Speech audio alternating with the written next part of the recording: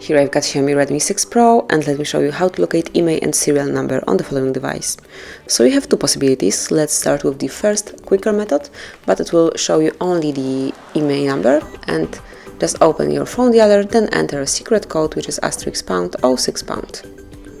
And as you can see here, you've got both IMEI numbers assigned to both SIM cards in your Xiaomi Redmi 6 Pro. Click on OK to go back, and now we will open both numbers, serial and IMEI number, through the settings.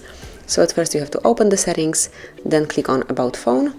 Here go to All Specs, and now scroll down a bit, open Status, and here you've got both IMEI numbers right here, and then under Model and Hardware you will find serial number as well.